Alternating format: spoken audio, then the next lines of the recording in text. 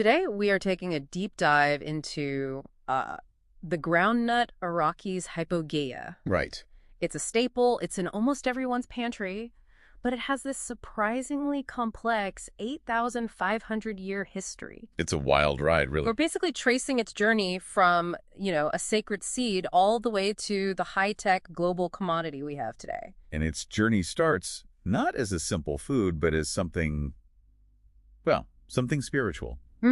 High up in the Andes of ancient Peru and Brazil. Okay, let's unpack that. The sources show that for the Incas, for the Aztecs, the groundnut was so revered, get this, it was often buried with the deceased. Yeah, as sustenance for the afterlife. Oh, for their journey. But the way they ate it also shows this incredible level of sophistication. Oh, absolutely. What the Aztecs were doing was pioneering the first known manufacturing technique. So not just eating them whole. No, they were grinding roasted seeds into this thick seasoned paste. So think of it as a dense, chili-infused prototype For modern peanut butter. Exactly. But centuries before we even had a name for it. So they had this powerful seasoned staple.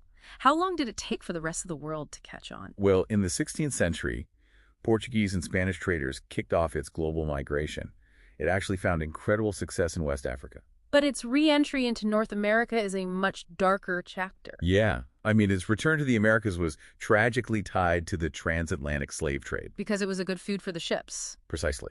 High protein, very durable, so it was a life-sustaining food source on those transports. Yeah. And that association created a real stigma in the American colonies. It was seen as livestock feed. Livestock feed, or, literally a crop for the impoverished. That's a powerful and tragic piece of history. So given that stigma, what finally allowed it to escape that fate? Was the Civil War really the turning point? The Civil War was definitely the catalyst. Soldiers on both sides relied on it for energy, for its durability, and they developed a craving for it. So they created the first real commercial demand when they got home.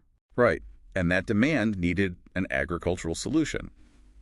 Which brings us to George Washington Carver. Carver's role here is just critical, isn't it? Oh, absolutely. The cotton industry was devastated by the boll weevil, so he promoted the groundnut as a soil-enriching alternative. And he didn't just market it as a crop.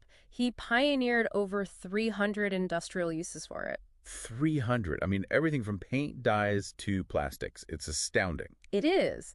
But even with all those uses, the real game changer wasn't a new product. It was industrializing the spread itself. That's it. We're talking mechanical planters, shellers, all in the early 1900s. Which leads us to the moment that really changed everything for modern consumption.